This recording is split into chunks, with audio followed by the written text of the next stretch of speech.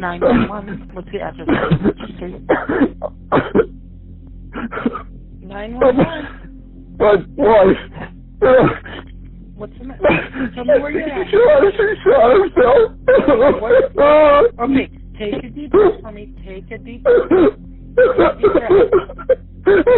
Come on. I need you to help here. Okay? Yeah, so just so you know, we're 60 or nigh. This guy that we're going to, retired ISP. Yeah, but he's super volatile. He's torched off rounds. He's done all kinds of shit. So we're waiting for all of us to get here to go in and be aware that it could turn into something major.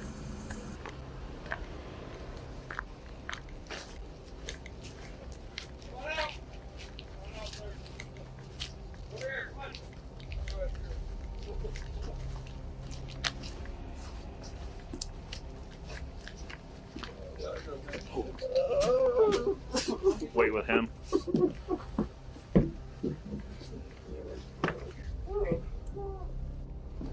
Get gloves?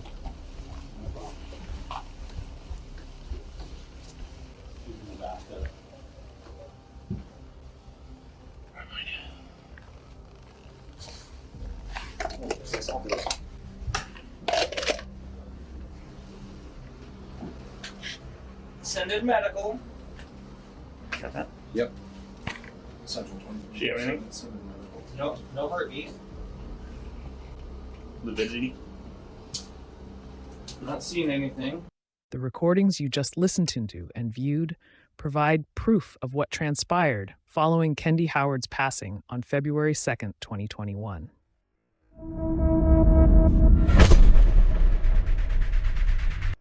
Divorce may be devastating for some couples, but for a 48-year-old Idaho woman who spent more than half of her life trying to keep her marriage intact, divorce wasn't a death sentence she dreaded. Kendi Howard was prepared to move on after 27 years. She was so thrilled with the choice, according to her family and friends, that she was virtually ecstatic about beginning the next phase of her life. She was making plans for a brighter future without Dan Howard.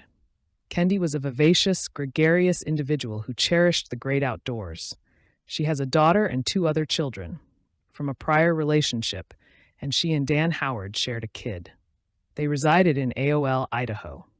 Kendi, a hamlet in the Killeen metropolitan region, was taking decisive steps to sever connections with Dan Howard, a former Idaho state trooper who was domineering and envious. She had just placed an offer on a home located 176 miles from Etel in Kamaya, Idaho. There, she resumed her romance with Daniel Pardo, her high school boyfriend. After 20 years of employment, she had given notice at the corporation. Her goal was to start an antique shop, but as the Howards' divorce was coming to a close, tension between Dan and Kendi was getting to a breaking point. Kendi called her new boyfriend in distress early on January 29th, 2021, just 4 days before she passed away. She left the line open so he could hear what was going on, but she didn't speak to him directly. He would subsequently testify at Dan Howard's trial that he heard thuds in the background and that Kendi was upset and angry. He called Kendi's parents after hanging up, and they dialed 911. Central Dispatch, this is... Yes. I had a call from my daughter, Kendi Howard. Okay. She called in a panic, and I know her husband just got home from Alaska, and they're getting a divorce, and it didn't sound very good out there. Tell me exactly what happened. We was in bed, and my wife just got a phone call from a friend, and here, I'll let you tell about it. I got a call from a friend that she called them, and she's in a panic and then hung up, and I've been trying to call her, and she won't answer. She's had trouble with him before. Dan Howard, you guys have been there before. Okay. Are you at that location now? No, I'm in. Okay. And I got a call from another friend. Were there any weapons involved? I don't know if he has weapons. And we've been there before because he pretended to like that, he'll kill you and take you with him before he does that. She just called her friend that was in a panic, and then the phone hung up. Just a second, just call me. Hello? Hello? That's it. Yes. The cups are on the way, Cindy. The cups are on the way. Is that okay? Okay. Stay on the line with your dad. What? Stay on the line with your dad. Okay, she's calling. She's in a panic. She asked if Dad's sick. That's a sign. She needs help. Okay. What is she saying? What's going on? Pardon? No. Is she saying what's going on? No, because he's there listening. That's why she said it. And she's crying. Okay. It's crazy. I told her not to freaking. Okay. All right. Do you think it's been physical? Yes. Okay. You guys were there last summer because he pretended to commit. Okay. Okay. Hold on just 1 second. I just said I'm on the phone with the cops, and she said, "Yeah." Is she saying anything? She's on the phone with her dad right now. Okay. Police were sent to the Howard residences to perform a welfare check after Kendi's parents made that call. According to the cops, Kendi appeared relieved despite her anxiety and fear. She packed a bag upon their arrival and spent the night at her parents' house.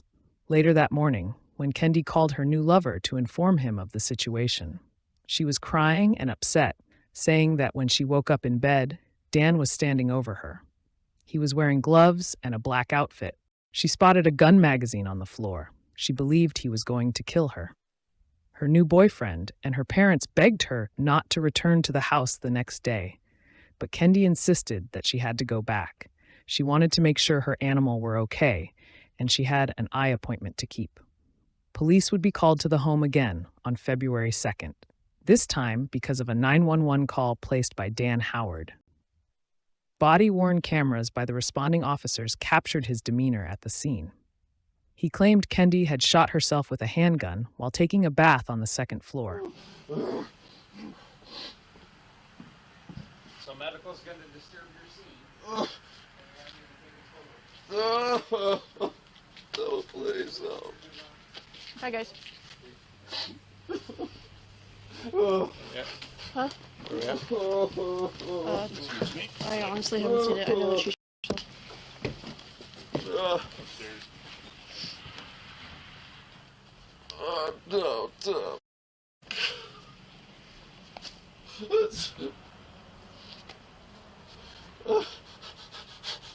Please don't tell me it's gonna go away.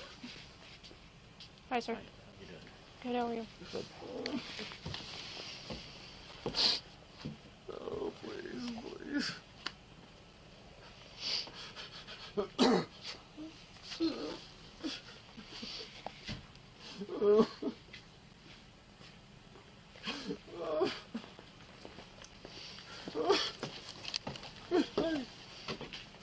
Do you need anything?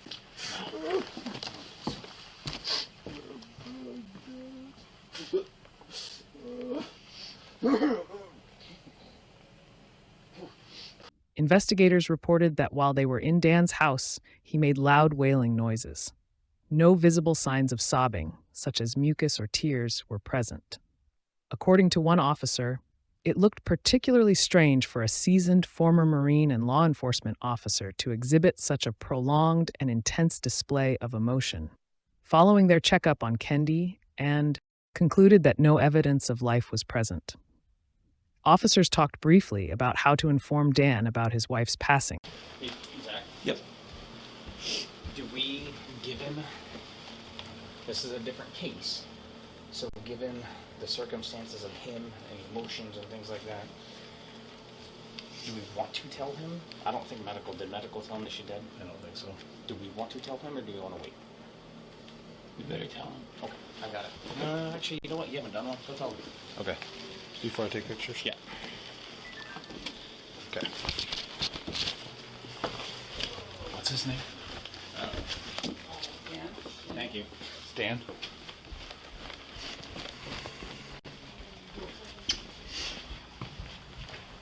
Hey, Dan. Hey, Dan. Dan? Hey, Dan, I'm Deputy Wheeler. I'm sorry to inform you, but your wife has passed, sir. No! God damn it!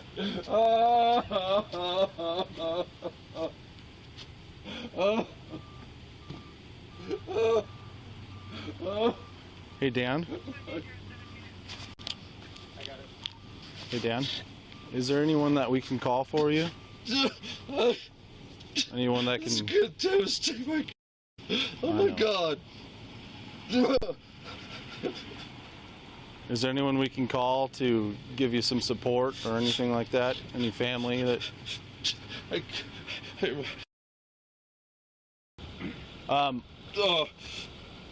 Dan, I know this is hard, but when is the last time that you saw your wife alive? I know this is tough. I don't know. How long ago? Can you recall?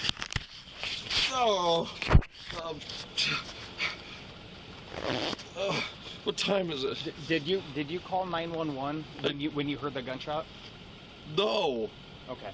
I didn't. Oh no. I didn't. Well, help us out with the time frame, all right?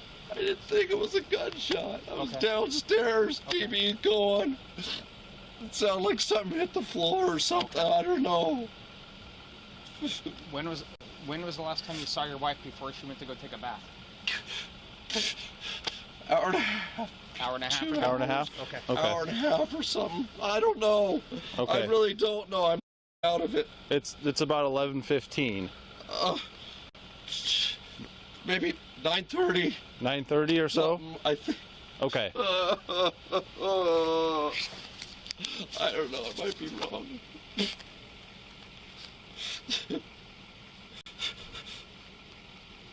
Oh my God. Investigators were skeptical of Dan Howard right away, despite his best attempts to portray himself as innocent, since they knew he had a turbulent past in 2013, when he discovered that Kendi was having an affair with their friend and neighbor, Matthew Wood. His answer was harsh and multifaceted, according to the prosecutor's office in Kai County. Dan threatened to spray Matthew's brains all over the wall while brandishing an assault gun. He poured syrup into his vehicles, stole his mail and firearms, and fired a shotgun at the house's roof. He left such noticeable graffiti on the lawn. Satellite imagery from Google Earth showed it. Additionally, Dan told Matthew that he was lucky to still be alive and that he understood why men kill their old ladies, in obscene and menacing communications. He confronted Matthew at work, took a piece of metal from his desk, and smashed it into his laptop computer after following him about in his patrol car.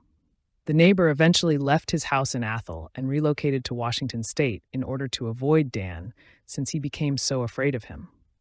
In connection with those offenses, Dan Howard was charged with first-degree stalking, aggravated assault, and malicious injury to property. He agreed to reimburse Matthew for some of the actions, but not all of them. Dan tried to paint his wife as unstable and erratic when police interviewed him at his home the night of Kendi's death. He asserted that she had made many threats to hurt herself. Did she ever make any statements that had you concerned about her well-being? Yeah, about every day. Well, it's just she's so emotional. You know, she tells us, well, we should split up, and I'd agree with her, and then she'd go the other way. How long has this been going on? This hitch, last hitch, we're pretty distant, you know. I knew something was up, but Last month then? yeah, whatever that turned out to be, yeah, pretty distant. Do you suspect she was cheating on you again? I asked her that. I asked her that to give me closure, because, you know, that would be it. But she said she hadn't been. You believe it? Man, her behavior, I don't know. It just doesn't add up. Okay? What does it add up? behaving the same way she was before. And, you know, before we made a go, I thought it was pretty good. And when she said she didn't want a divorce, or she does want a divorce, it changed about every other day. Dan said that his long-distance connection with Kendi caused tension in his marriage. He operated equipment in Prudhoe Bay, Alaska, 3 weeks on and 3 weeks off, half the time. It wasn't always like that. Dan left his position as a trooper with the Idaho State Police in 2014 after 19 years of service. After being suspended, he stalked Matthew Wood, which ultimately led to his demise.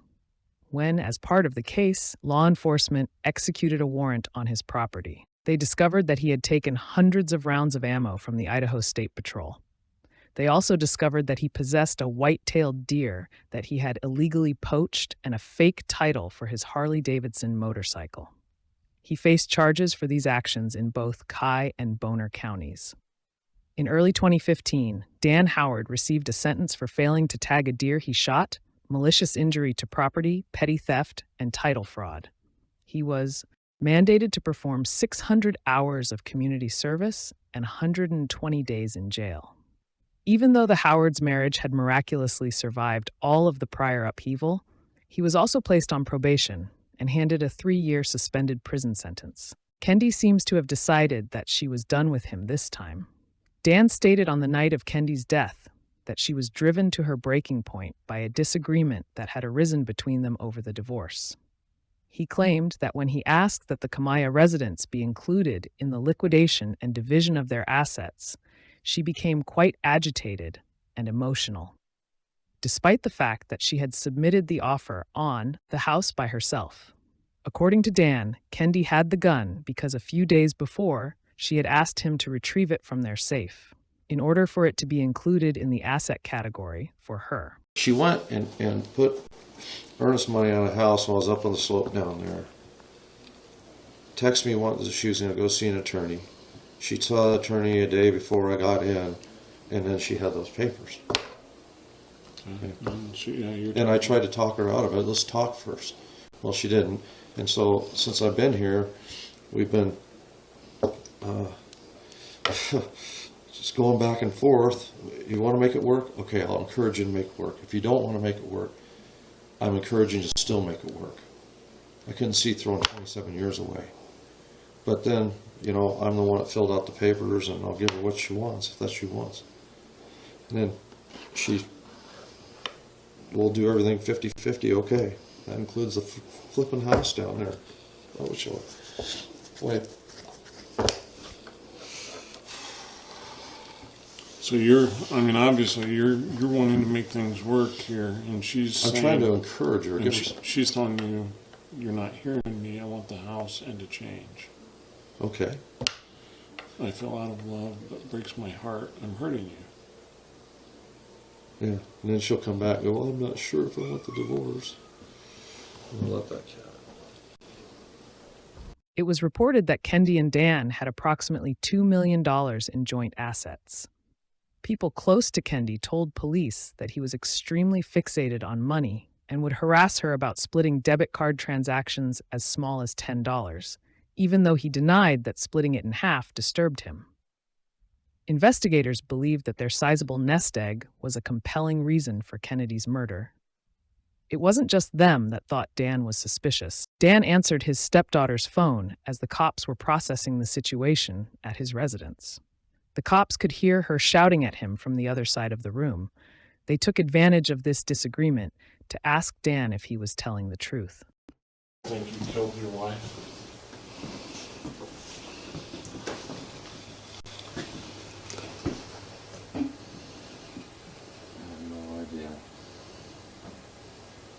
Because I got to tell you, that phone call put chills down my spine. People.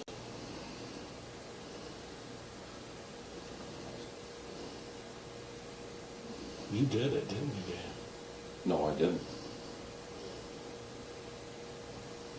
I didn't think so, but now, after listening to that, I think you did, didn't you? How the hell, she doesn't know. She wasn't here. She knows what. Well, what does she knows that there's a divorce going on? What does she know? She knows something. She wouldn't have reacted the way she did. Well, I don't know what it is.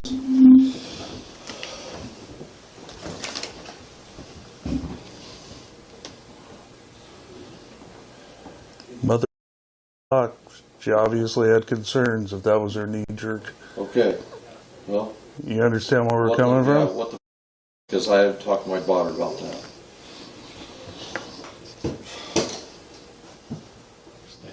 Well, You think all you want. I think you did. No, I didn't. Kendi had battled valiantly to save her life, as evidenced by the state of her body. She suffered cuts on her foot, a second-degree burn on her arm, bruises all over her body, and a broken jaw as a result of the vicious altercation. According to the prosecution, Dan put Kendall in a carotid restraint, which is a technique in which an arm is placed around the victim's neck to apply pressure that stops blood flow to the brain. It can knock someone out in a matter of seconds. After taking off Kendi's clothes, police think Dan Howard brought her motionless corpse into the bathroom, filled the bathtub, put the gun in her mouth, and squeezed the trigger. There wasn't much blood at the scene, and the gun was discovered in the water with her. The bullet had a downward trajectory, although self-inflicted gunshot wounds often have an upward or horizontal trajectory, bolstering the idea that the injury happened after death. Dan was not charged with Kennedy's murder until 2 years after her passing. He was arrested at the Spokane International Airport while his trial was in progress for violating the terms of his release, which forbade him from traveling within 2 miles of the airport. At his sentencing trial in March 2024, Dan Howard was found guilty of second-degree murder and domestic violence. He persisted in his denial that he had murdered his wife. In addition to his life sentence without the possibility of parole for the murder, he was also given a 10-year term for domestic abuse, which will run concurrently, and other charges, such as jealousy, avarice, pride, wrath, and retaliation.